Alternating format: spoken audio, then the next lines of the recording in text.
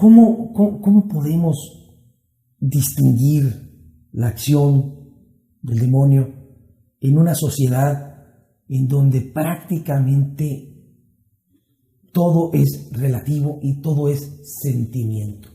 Estamos en la edad de los feelings, ¿no? En la época, en el ocaso de la virtud, en el ocaso de la ética, en donde la dictadura del relativismo hace que hasta el propio demonio aparezca como una figura simpaticona. Bueno, yo diría que en esta época los católicos debemos aferrarnos a todas y cada uno de los artículos que componen nuestra fe. Decía Santa Teresa de Jesús, pensando en el protestantismo, es lo que tenía ella ante sus ojos, que moriría 1000 muertes por la más pequeña rúbrica de la Iglesia Católica.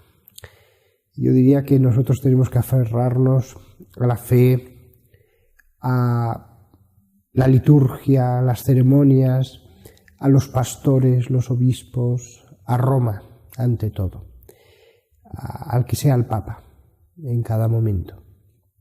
Porque la sociedad quiere que retrocedas mucho, pero si no consigue eso siempre tienes a unos cuantos amigos católicos que al menos se conforman con que retrocedas un poco. No, hombre, no hay que ser tan extremista, no hay que ser tan fanático, no hay que...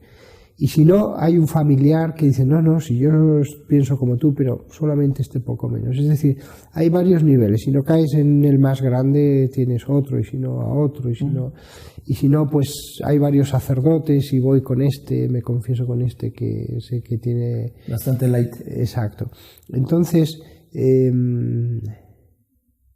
es un hecho, sobre todo en Europa se ve clarísimo, que los creyentes en Cristo cada vez están retrocediendo más, tanto en número como en fidelidad al magisterio, obediencia a los pastores. Es decir, está retrocediendo. Y es una situación que no se puede sostener mucho más tiempo. Si esto siguiera así, en 50 años los católicos seremos una minoría en Europa. La gran masa será una gran masa atea, increyente, una masa que creerá en los presupuestos laicistas, que los tratará de imponer. Yo donde creo que va a venir la persecución en Europa, y creo que empezará allí, viendo el panorama internacional y cómo evoluciona el derecho en los distintos continentes, yo creo que empezará en Europa por el camino de decir, ustedes tienen que adecuarse a nuestros valores constitucionales. Si ustedes no se adecúan a nuestra Constitución, no les vamos a dar personalidad jurídica. Que ya hubo el intento por Giscard d'Estaing en la Constitución Europea, nada más que finalmente fue rechazada, pero ya hubo el intento en la Constitución Europea de proponer, digamos, por encima de cualquier tipo de confesión religiosa, la confesión religiosa de la Constitución, ¿no? Entonces, ellos no van a meter a alguien en la cárcel, ellos no van a hacer un circo romano con leones, pero dirán, si ustedes no se adecuan a nuestra legislación vigente, no tendrán la personalidad jurídica. ¿Qué significa no tener la personalidad jurídica? No tendrán una cuenta bancaria a la que se le puedan hacer donaciones. No va a poder la Iglesia pagar sueldos a un sacerdote, porque no existe como entidad. No va a poder poseer terrenos, ni iglesias, ni... Que aquí en México ya lo vivimos, ¿eh? Entonces, es un asunto muy serio. Y yo creo que esto antes o después va a pasar, que alguien va a decir, oiga, ustedes dicen esto sobre la homosexualidad. No pueden seguir diciéndolo. Y en un paso más adelante pueden decir, no basta con que nos lo digan, tienen expresamente que hacer un acatamiento de los valores constitucionales, incluido este expresamente. Claro. O la ordenación de la mujer, no. No basta con que ustedes ya no digan esto, es que tienen expresamente que... Entonces cada vez se puede ir apretando más la tuerca hasta que llegue un momento en que pongan a la Iglesia Católica ante la situación de decir o lo aceptamos o perdemos. Esto o tantas otras cosas. Por ejemplo, es un ejemplo muy concreto, pero real, para que vean los mexicanos cómo se van a poner las cosas en Europa. En España hay un impuesto sobre los bienes inmuebles, el IBI, así se llama, del que está exentos los terrenos ocupados por templos. Pero si mañana hay un partido anticlerical, y de esos hay muchos, que dice no, ¿por qué vamos a privar a la Iglesia de pagar ese impuesto? Que lo pague. Claro, hay un problema. Ese impuesto es muy elevado, porque en los centros de las ciudades es muy caro el terreno, y entonces el impuesto es altísimo y se calcula por un baremo. Claro, si estás en el centro es que puedes pagar mucho. Y encima las catedrales, por ejemplo, son amplísimas, como todas las iglesias antiguas. Es el equivalente a un gran centro comercial, pero aquello no da más que gastos. Que si el tejado... Si nosotros tenemos que pagar cada catedral, cada iglesia grande, como los beneficios que nos diera un centro comercial, no podemos. Tendríamos al final que decir al Estado, imposible.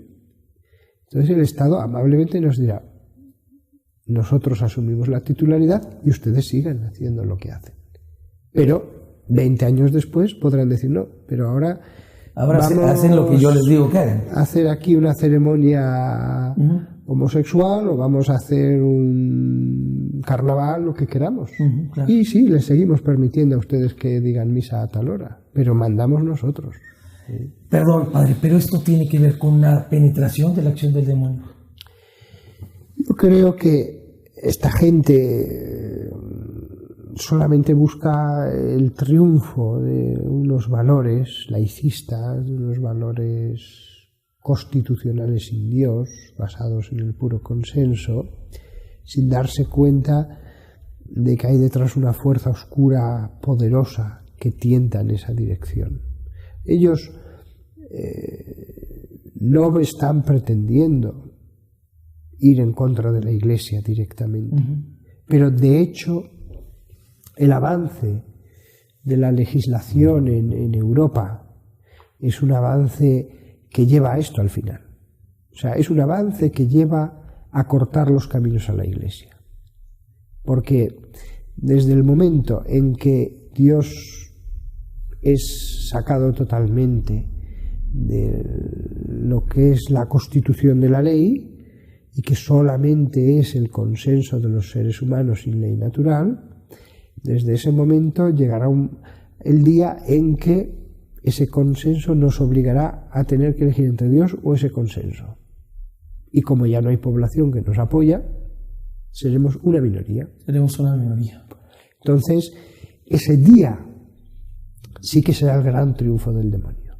Ese día, y no lo digo yo, lo dice la Biblia, el día que aparezca la gran apostasía, el día en que ya el 95% o 90% sea esa sociedad sin Dios, ese día sí que podrá aparecer un gran caudillo que lleve a esa sociedad, como pasó con Hitler y Alemania, le llevará hacia profundidades oscuras que ahora no. ¿Quién se podía imaginar a dónde le iba a llevar Hitler en 1930? Impensable. Uno piensa en las SS como orden oscura, esotérica que hacían. Dice, pero bueno, esto es una pesadilla. No, es lo que va a pasar. Nadie se lo hubiera creído unos años antes. Esto es Alemania, las universidades, el triunfo de la razón, uno de los países más desarrollados y cultos del mundo, el triunfo de la razón ante todo. Alemania era un faro auténticamente. Así es. El cultivo de todas el clasicismo, los grandes pensadores, el desarrollo del derecho, con todos sus derechos, todo quedó arrasado cuando vino esa figura del anticristo que fue Hitler. Lo mismo sucederá con Europa, pienso, el día en que se consolide más la apostasía, sea ahora o sea dentro de mucho tiempo, porque claro, pueden pasar tantas cosas en medio. Pero el día que suceda, ese día llegará un gran líder y nos llevará a todos al abismo, porque ya no habrá una ley natural, ya no habrá una conciencia, ya la voz de la Iglesia no podrá guiar diciendo no, ese es el abismo. Ese día ese hombre manejará la sociedad como barro entre sus manos.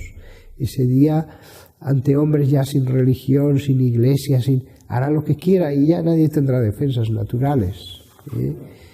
Ese día está cerca o lejano. Dios solo sabe cuándo será ese día.